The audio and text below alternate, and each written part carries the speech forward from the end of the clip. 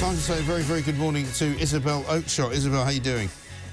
Morning. I'm loving your high-level analysis here. I tell you why they lost. They lost because they were crap. Well, that's all you need to know. You know. These observations, can't we? I mean, I think there's a lot of cut-through here for common sense. I'm delighted to say we've finally now got a president-elect who's full of it, right? Have a listen to this and tell me that this is not what we should be doing. Listen. In honor of Jocelyn, Nungari, Lakin, Riley, beautiful Lakin, Rachel, Morin, and all of the others that are dead and or mortally wounded at the hands of migrants who should never have been allowed into our country, I'm announcing today that upon taking office, we will have an Operation Aurora at the federal level.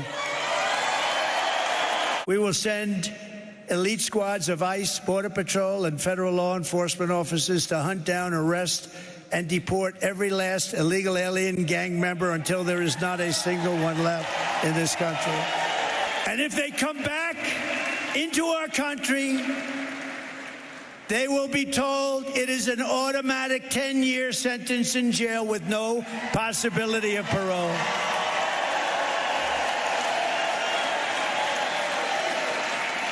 And I'm hereby calling for the death penalty for any migrant that kills an American citizen or a law enforcement officer.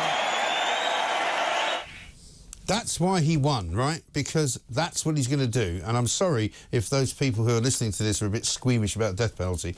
I'm not advocating for the death penalty, but in those circumstances, no problem at all.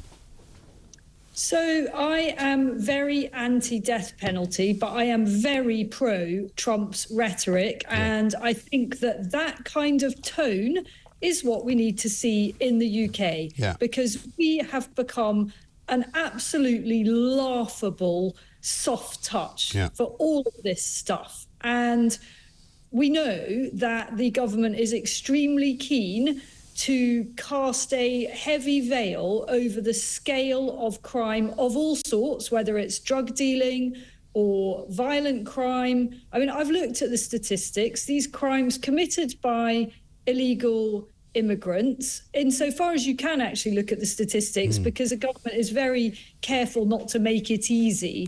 And there's a huge amount of this. And we know that there have been cases of people who've been kicked out of our country, quite rightly, and then come waltzing back in again. And unless you have a kind of brave leadership like that, somebody who is prepared to face down the hand-wringers and say, actually, you know what, we're just not going to tolerate this, then what happens? It just gets worse. And, you know, it is people, the good people of this country, wherever they're from, that are here legally and are trying to do their best, who end up suffering. When I received an email over the weekend from somebody relating to a warning that has gone out around a particular school to parents saying, just be careful of your girls in this area. They shouldn't be walking near this migrant hotel. Now, a caveat, I'm checking this out. I want to bring that letter, a copy of that letter to talk when I obtain it. But it gives a little insight. Is this the one in Altrincham, without wishing to push the button on that? I actually don't know. I don't have that level of detail. Right. You know, we know that there are extreme and well-founded concerns amongst people where there are particular kind of hubs of bad behaviour. That's putting it diplomatically. But people who have not yet earned the right to be in our country. And that kind of rhetoric, I think, is what many voters want to see from our leaders here, just saying, actually, you know what, we're just not doing this anymore. If you break the law, you're going to prison for a very, very long time. And we shouldn't be having to fight our way through, you know, phalanxes of human rights lawyers who are going to try and stop that from happening and who are going to try and delay the inevitable and have the usual you know, BS from some High Court judge who says, oh, no, I'm terribly sorry, we can't deport this man because he might have a problem when he gets back to his home country and they might persecute him. Well, tough, you know. Yeah, too bad, actually. I mean, in a sense, what critics might say what Trump is calling for is actually a type of two-tier justice in which illegals have a different set of penalties to those that are rightfully in America.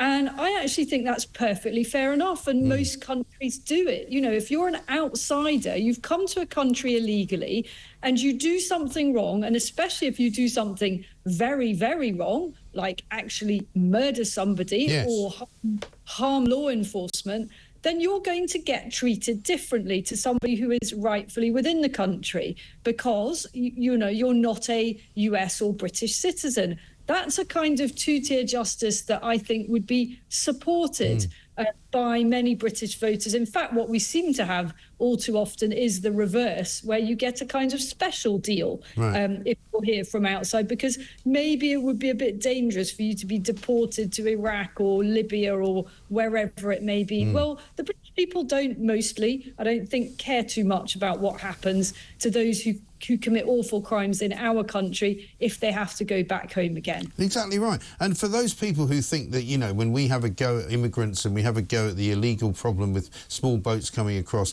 you know, and it's just because you're a racist because you don't like brown people. Well, no, because actually there's a story doing the rounds at the weekend that says that the most recidivist type criminals and some of the most dangerous people who have come to this country have come from Lithuania, have come from Poland and have come from Albania. And those kinds and Romania as well. And those kind of countries for whom we should have records, we don't have records. So we have let people into this country who have since committed some horrendous crimes, who were guilty of crimes in their own countries or on their way here, which were capital crimes where they murdered people, they raped women, they did terrible things. We have no way of apparently checking what they've done before they get here. And according to the Border Force, we basically ask them, have you committed any crimes? And they go, no, tick the box, in you come.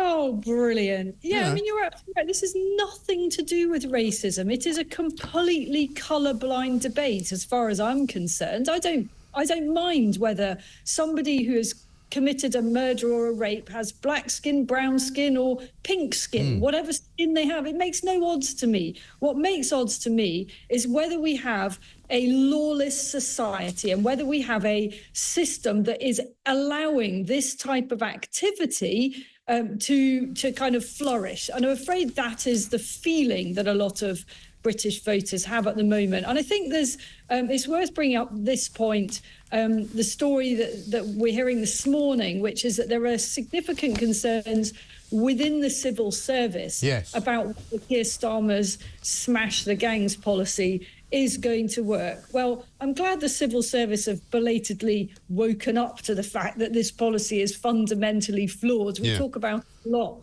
on Talk, don't we?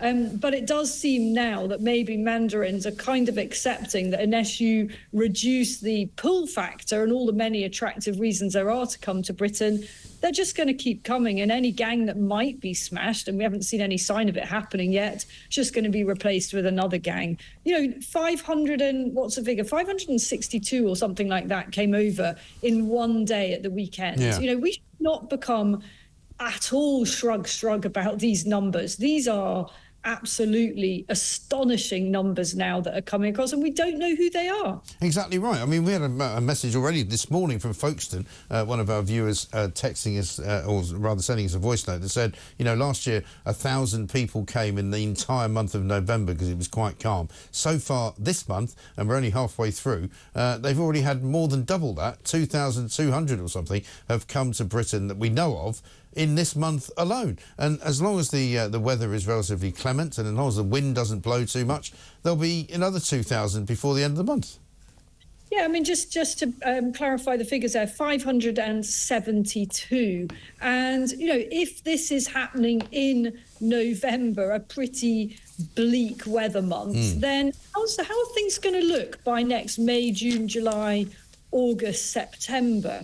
And you know, it's so frustrating, I think, for voters because they feel we all feel disempowered about this. You know, we've got an elected government. They're supposed to control our borders. They're supposed to keep us safe. and they're supposed to use our public money sensibly, and none of those things has happened. Right. But it's all very well for the Home Office to say, we don't think this is going to work, we're a bit underwhelmed by it. You know, these are the people supposedly charged with protecting our borders. They're in charge of Border Force. They're in charge of a great many things in our country when it comes to immigration. Why don't they come up with a few ideas? You know, call me old-fashioned, but, you know, but the mandarins in Whitehall who say, oh, we're just waiting for a new government initiative to pour kind of, you know, cold water over. Well, why don't they come up with a plan? Well, we've seen that mandarins are perfectly capable of being extremely obstructive when it suits their woke agenda. You know, they've not wanted to implement all sorts of things and have managed to actively frustrate them. So maybe they could be a bit more positive, as you say, and come up with a decent plan. I was speaking to a former defence secretary about this, and he is adamant that the only way, realistically, that we're going to stop this is actually not turning back the boats, which is something I think we should be doing, but more you've got to deport these people on arrival to a processing centre. And if that's not Rwanda, then it needs to be somewhere else, because, you know, maybe turning back the boats is just too much of an ask. Personally, don't think it is, but maybe it is too much of an ask for this Labour government. So if they're not going to do that, well, how about they make haste and find somewhere else that isn't Rwanda and get them deported? And if people are deported instantly on arrival, then maybe that stops the pull factor. Well, I think it might make them at least think again, which would be something. Let's have a look at a picture that we've been sent from Paul. Is in Baku last week, he says. They've made COP29 lanes, would you believe, for all the VIPs. Meanwhile, all the locals have to queue, obviously, because they're not important enough to be able to use the roads in the way that they'd like to. Local scholarships are all off this week because of the traffic chaos, says Paul. And here we are. Once again, you know, COP29 going off to a former Russian sort of Soviet state, oil-rich, by the way, where lots and lots of people are going to talk about selling oil and gas to the rest of the world.